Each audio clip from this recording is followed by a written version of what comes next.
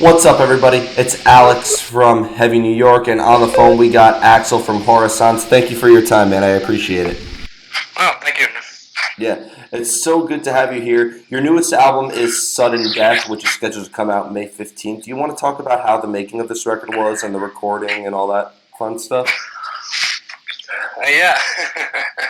uh, yeah, we just noticed when we were looking through the recordings that we did the first drum track in 2017.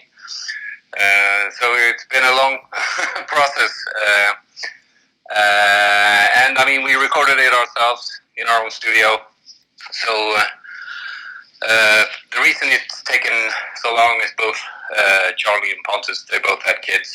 So they didn't have as much time, and we just recorded whenever we felt like it. That was good. There was no deadline or anything, or no studio time to like cram ourselves into. So it's been a pretty nice process. A bit long though, so a lot has happened under the process of recording.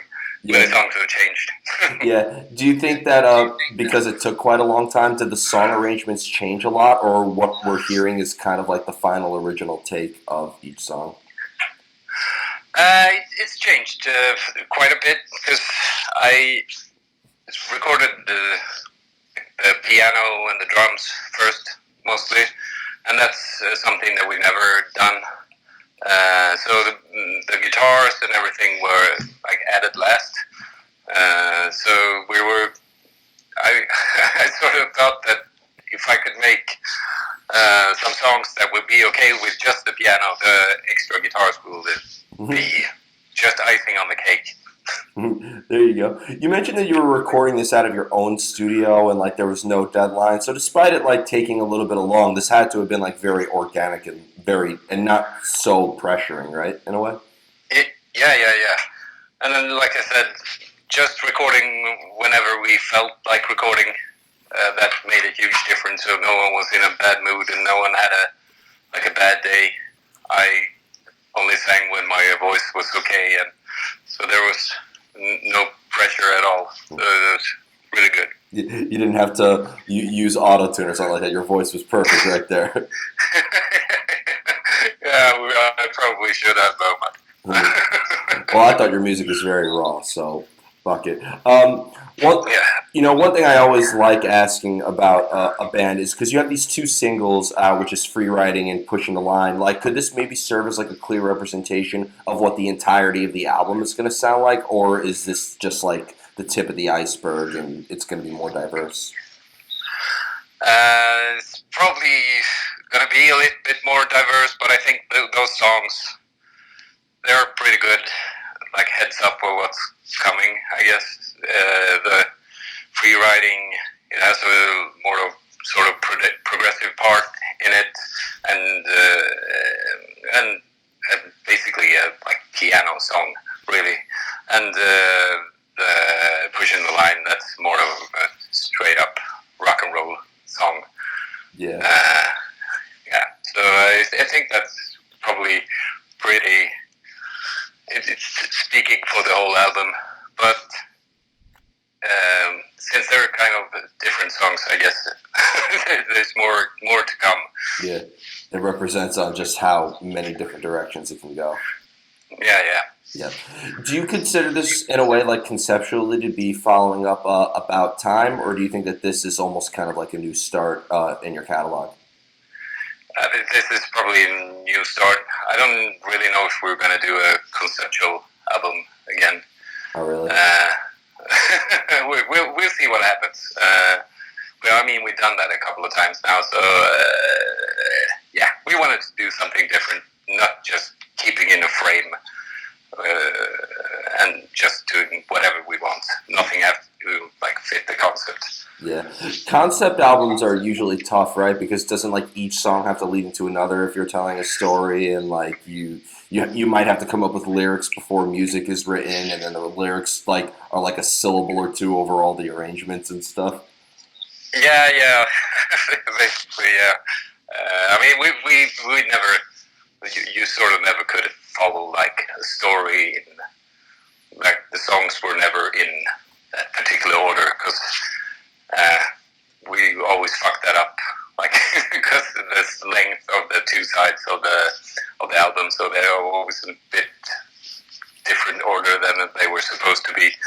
But if you really listen to the lyrics, I guess you could follow sort of a concept, but it's really vague. So Yeah. Do you need to like have you and so you've always needed music to come up with lyrics, or has there ever been a time since you have dabbled in concept albums before that maybe like a story or a concept could determine the music itself? I think when we did the Odyssey album, we had the concept before, so we wrote a couple of lyrics before writing the songs. But it's almost always I come up with the song before the lyrics. Yeah. Because again, nothing is more heartbreaking than having the best lyrics and then seeing how they go one syllable in the arrangement, right? Yeah. It could go the other way around. That is true. But when you look at like the entirety of your catalog, whether it's About Time or Odyssey or Break the Limit or anything like that, is it almost kind of like representative of who you and the rest of the band kind of like were at that particular time? Yeah, I think so. Because if you listen to our first album, it came out in 2009, sort of like a 70s, early 70s hard rock album. And the progressions of the album has almost been like 2 years at a time forward in time from like 71 or something.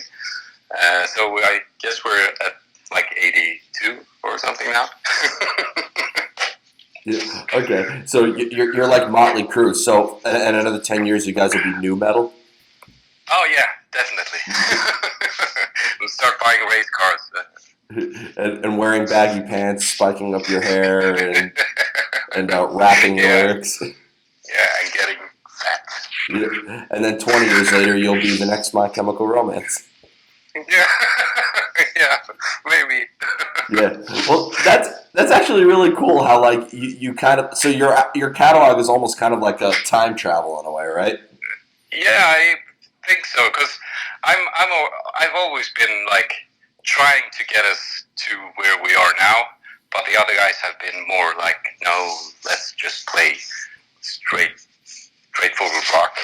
So I sort of like with each album I've tricked them into like playing different music. I'm sure they were thrilled. Yeah, not always, because I mean, sort of the best songs that always turn out like to be the singles and everything. It's always been the songs that they have, like when I showed it to them, they've always like laughed their asses off and said, we can play that. And those have always been like the singles. Mm-hmm. So is there ever a time where though like do you usually have a preconceived idea of what you want something to sound like, or has there been like a lot of improvising in the songwriting process? Both. Some songs I had a clearer image of what I wanted to do, but I always writing my songs. I always just put down the basics, like a verse and a chorus, maybe a bridge, and then we just put everything else together. So the on the contrary to what Magnus does, he always brings like a finished demo, and everything should sound like exactly like that. He has all the guitars, all the synthesizers, and all the drums. He has already recorded a finished version of the song, which we record again.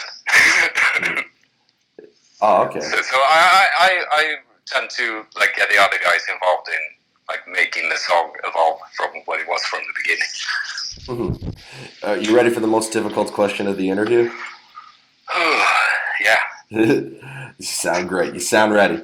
Because you have a song like Standing Here that's just like 3 minutes long on the new album, but then you have a song that's like 8 minutes, and then you have a song that's like 5 minutes. How do you know when a song is officially done?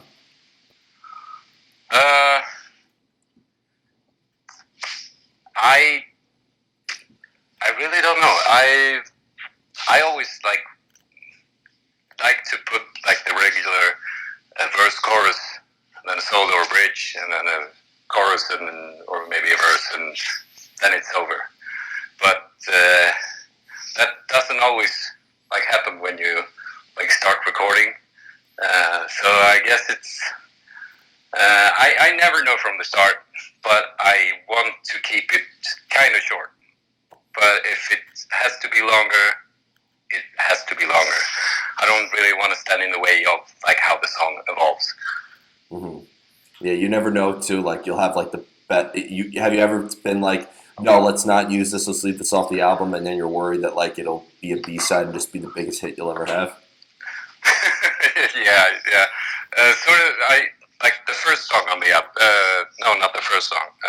"Pushing the Line." That was the song that I wrote 20 years ago. Like when I was very much into like helicopters and the like late 90s, early 2000 rock and roll music that came out of Sweden at that time. I don't know where I wanted to go with that, but so that's like the oldest song on the album, and we got another one that's from I think it's our first demo that we used for this, and I did not want those as singles, but the record company wanted both of them as singles. So I thought we'd sort of listen to them this time and like let them pick the singles, because we've always done that ourselves. But I really didn't want Pushing the Line to be the single. Mm-hmm. Wow, that's very unique to hear. It almost seems like with Sudden Death, we're going to get multiple sides of you guys, right? Yeah. Have you heard the album?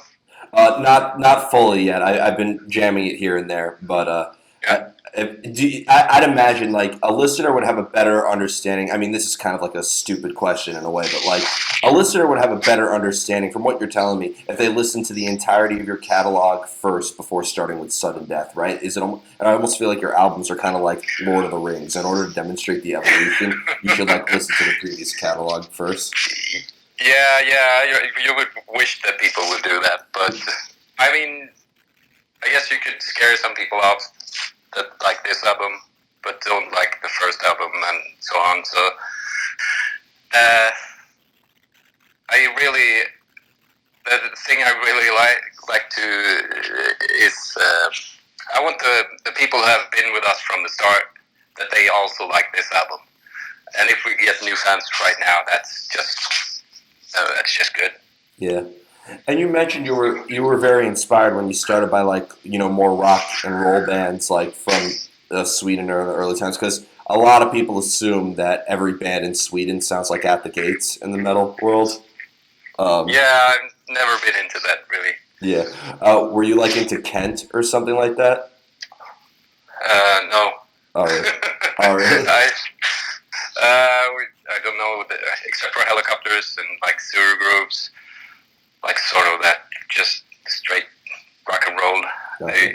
There's not a lot of Swedish bands that I really like, I guess. But I mean, I like hate that Gothenburg is like the metal capital of Sweden. I think that's true. There's more to it than that. Yeah, there's a band in from North Carolina here in the United States that sounds like that melodic death metal style, and they printed out shirts that saying "We are not from Sweden." Okay. Oh yeah. Cool. So that label definitely can pigeonhole you.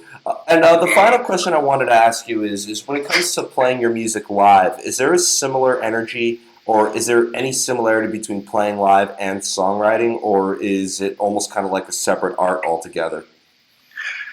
I would say so, because I like playing live, but I really love being in the studio. So I think I'm more of a studio guy, really, but because I don't really like going on tours.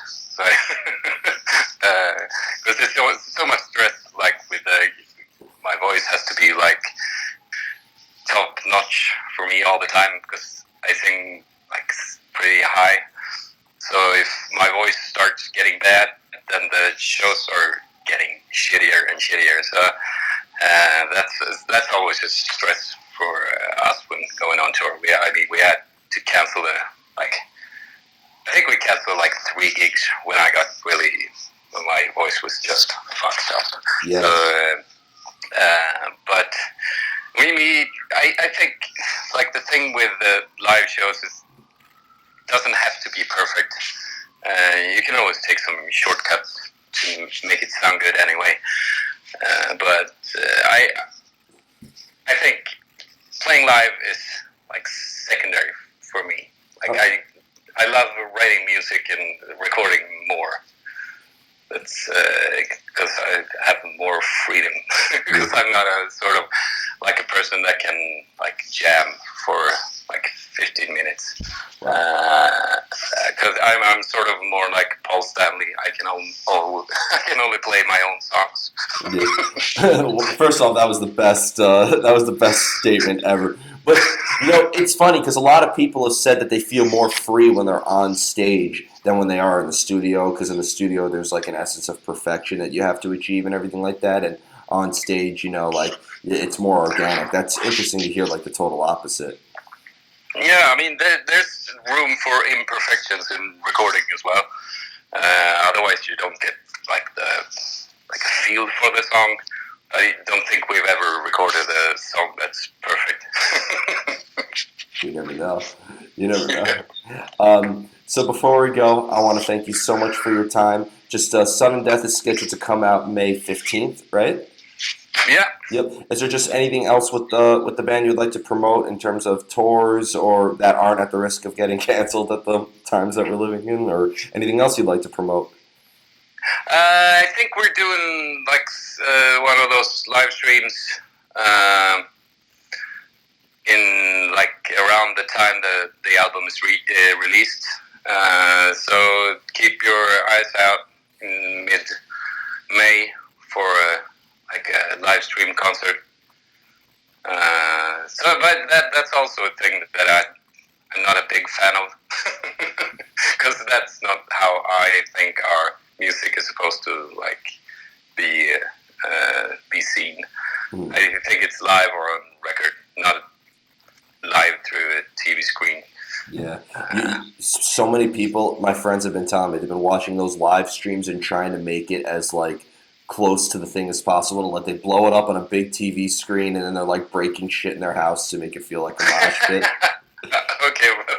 Okay, that's a good thing, I guess. Yeah. Where there's booze, there's a way. Yeah. I wonder if we're gonna drink some beer. We're playing our live stream. It's just gonna seem off, I guess. We'll see. This is your one chance. Like, I don't think bands realize this is the one chance where you could destroy stuff on the stage and like not be at the risk of the audience. Like, if a light doesn't come down at least once, then it wasn't a good show. Yeah, it's probably the one time when, if I feel like it, as many people as possible can see me drunk. There you go. There you go. And really, I think we're starting something here. Yeah, maybe. Thank you. Now we'll see what happens. But Axel, thank you so much, everybody. We are here with Axel of Horisont, Sudden Death, out May 15th via Century Media. Be sure to pick it up then. This is Alex from Heavy New York, and we will see you next time.